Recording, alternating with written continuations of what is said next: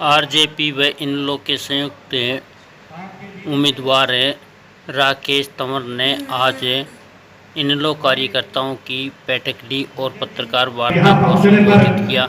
आइए जानते हैं क्या कहा राकेश तंवर जी ने। तो उसके लिए वोट की अपील करें भाई रमेश राणे जी। लोकसभा का चुनाव साथियों परवान पर है। हम सब की जिम्मेदारी और भी ज़्यादा बढ़ गई है कि हमारे पास शेर सिंह राणा जी की पार्टी के हमारे राकेश तंवर जी उम्मीदवार हैं और हमने इनको एक भरोसा दिलाया था कि जिस प्रकार आप लोग चौधरी अभय सिंह चौटाला के साथ खड़े रहे हैं, हम भी आपके साथ ऐसे ही कंधे से कंधा मिलाकर खड़े रहेंगे। हमने एक वादा इनसे और किया कि इनेलो का कार्यकर्ता बूथ पे चाहे बूथ को कभी भी छोड़ता नहीं, और यही वादा मैं आज आपसे करता हूं। इनेलो का कार्यकर्ता आपको बढ़िया टक्कर के साथ बूथ पर मजबूती के साथ खड़ा मिलेगा। आप मजबूती के साथ चुनाव लड़िए, हम लोग आपके साथ हैं। नफे सिंह जी की उपस्थिति में हमारी जिम्मेवारी ज़्यादा बढ़ जाती है। जैसा कि पार्टी ने राणा साहब की पार्टी के साथ जो समझौता किया और चुनाव का निशान चारपाई और घाट है, जो हमारे बीच में तरह तरह के लोग आएंगे, खास करके मैं तो उनको बीजेपी वाले तो बीजेपी का अगर मैं क्या करूं, भ्रष्टाचारी जनता पार्टी, बी से भारतीय और बी से भ्रष्टाचारी, सी से कांग्रेस और सी से करप्शन, ये दोनों एक हैं। आपस में अलग करने के लिए लोग आवेंगे, वो ये कहेंगे जीत में डालो। मैं ये कह रहा हूं, हमारी जीत और हार इस बात पे निर्भर करती है, हम मजबूती के साथ अपने लोगों के साथ खड़े रहेंगे, किसी भी हालत में टिकने की जरूरत नहीं है। अब तो लड़ाई कांग्रेस और भाजपा के खिलाफ हमारी पीछे से चली आ रही है, वो लड़ाई अब भी जारी रहेगी। हमें लगातार 20 साल होगी, 20 साल से दो पार्टियां प्रदेश के किसान, कमेरे, शोषित, पीड़ित सभी का हक और हिस्सा दोनों ने बारी बारी से लूट लिया। 10 साल भारतीय जनता पार्टी को हो गए और इससे पूर्व 10 साल कांग्रेस पार्टी रही और पंच से लेकर राष्ट्रपति तक कांग्रेस का रहा, और अब पिछले 10 साल से पंच से लेकर राष्ट्रपति तक भारतीय जनता पार्टी का प्रदेश और देश में रहा। लेकिन दोनों के दोनों पार्टियों ने इस प्रदेश में किस तरह से लूट मचाई हुई है, किस तरह से भ्रष्टाचार और क्राइम, सुख का नशा युवाओं को किस तरह ले जा रहा है। लेकिन इस प्रदेश के रहनुमा, प्रदेश के जो अहदेदार लोग हैं, उनको युवाओं के भविष्य की तनिक भी चिंता नहीं, बस लूट मार के अभियान में कांग्रेस वालों से आगे भारतीय जनता पार्टी वाले निकल आते। जो सिंबल चश्मा का एनक का होता था, इस बार गठबंधन में वो सिंबल चारपाई खाट का होगा 7 नंबर पे। उसके लिए सभी कार्यकर्ताओं की उन्होंने जिम्मेवारी लगाई, ड्यूटियाँ भी लगाई। लोगों के बीच में जा रहे हो, क्या मुद्दे लेकर चल रहे हो? लोगों के बीच में तो पिछले 20 साल से हरियाणा में पंच से लेके राष्ट्रपति तक, पहले तो 10 साल कांग्रेस का रहा हरियाणा प्रदेश और देश में, ठीक उसी तरह 10 साल पंच से लेके राष्ट्रपति तक हरियाणा प्रदेश और देश में बीजेपी का था।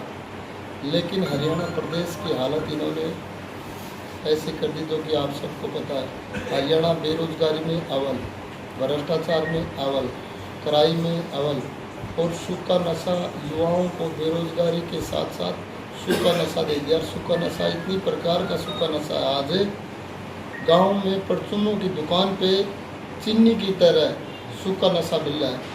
और प्रदेश सरकार तो लूट मार मची हुई है उनमें, तो कोई अपनी कुर्सी बचाने खातर, कोई अपनी सीट बचाने खातर, कोई अपनी टिकट बचाने खातर लगे हुए। उनको हरियाणा प्रदेश की जनता से कोई सरोकार नहीं है। तो इस तरह तो हरियाणा को डुबो देंगे। पहले हमारा हरियाणा देश में 1 नंबर पे हुआ करता कि यहाँ के पहलवान, यहाँ के नौजवान, यहाँ का खाना पीना, यहाँ का प्रोग्रेस, यहाँ की व्यवस्थाएं सारी की सारी देश में पहले या दूसरे नंबर पे हुआ करते थे। आज अनेक जो पिछड़े हुए राज्य थे वो हरियाणा से आगे चले गए इन 20 सालों में। तो मैं तो ये कहूँगा कोई बहानेबाजी ले कि सरकार नहीं थी या हमारी ऊपर सरकार नहीं थी, नीचे सरकार नहीं थी। 10 साल तक कांग्रेस सरकार पूर्ण बहुमत में ऊपर से नीचे तक थी, ठीक उसी तरह भारतीय जनता पार्टी रही। तो अब तो कोई बहाना भी नहीं रहा है ना, ऊपर नीचे सरकार है। लेकिन प्रदेश को डुबो दिया, प्रदेश को, युवा को, जवान को, व्यापारी को, किसान को, पिछड़े को, शोषित को, हर वर्ग को कुचलने का इन्होंने काम किया। किसी वर्ग से को ऐसा नहीं छोड़ा जिस पे लाठियाँ ना बांध रखी हो, सिर के फोड़ ना रखे हो, सभी वर्गों को परेशान करके रखा है। अभी जैसे गाँव में हम जा रहे हैं तो देखने को मिल रहा है, प्रत्याशी गाँव में पता लग गया कि लोकसभा का प्रत्याशी वोट की अपील करने के लिए आ रहा है, तो गांव वाले पहले सार्वजनिक स्थान है, चौपाट वगैरह के ताले लगा रहे हैं, तो उनको मुंह की खाने आनी पड़ रही है। तो चौपाड़ों में नहीं घुसने दे रहे, तो अब चौपाड़ों में जाने से बंद हो गए, तो उनको सड़कों पे गोटने लगे गांव के लोग कि सड़कों से गुजरोगे तो सड़कों भी पकड़ के काले झंडे दिखाए जा रहे हैं, गाड़ियाँ रुकवाई जा रही है और पूछ रहे हैं लोग कि तुमने 10 साल तक हमारा भट्ठा बैठा दिया, कोई भी भला कार्य 10 साल में किया हो तो बताओ। आप जैसे पत्रकार साथियों की मैं वीडियो देखता हूँ, पत्रकार साथी पूछ रहे थे कि आपने कोई भी 3 ऐसे कार्य बताओ कि जो इस प्रदेश के लिए या इस रोहतक लोकसभा के लिए किए हों, तो वो कहते हैं मोदी ने किया, मोदी ने। बोला जी आप तो बताओ कोई कार्य जो आपने किए हों। खुद का नाम आता है तो कोई कार्य उनके पास 3 तो दूर की बात, एक भी ऐसा कार्य नहीं बता पा रहे जो इन्होंने 10 साल में 20 साल में किया हो। सांसद अरविंद शर्मा है, वो लोगों के बीच में जा रहे 400 पार का नारा दे रहे हैं और 10 की 10 सीट का जीत का दावा कर रहे हैं। हाँ, उनको तो खुद की परवाह करनी चाहिए। वैसे 10 की 10 तो क्या खुद वाली नहीं बचा पा रहे। खुद वाली में जैसे चौपाटों पे ताले लग रहे हैं, लोग सड़कों पे आके वोट रहे हैं। और वो एक मैंने वीडियो देखी, बोला जी मोदी के नाम पे वोट दे दो, तो बोले भाई मोदी के नाम पे वोट लेना तो मोदी तो वाराणसी से लड़ रहा है, मोदी को वोट देने हैं तो वाराणसी से दो, और मोदी अपना बताए वाराणसी से अपील करे। मोदी का वो कोई बटन दबाना चाह रहा है, वो रोहतक में नहीं दबेगा मोदी के नाम से वोट। रोहतक में तो आपके कार्य से, रोहतक के सांसद के कार्य से ही दबेगा। हमारे राष्ट्रीय जी का तंवर जी और बीजेपी राष्ट्रीय पार्टी है, तो किस तरह से आप सोच रहे हो कि इनको पटकनी दी जा रही है, किस तरह से?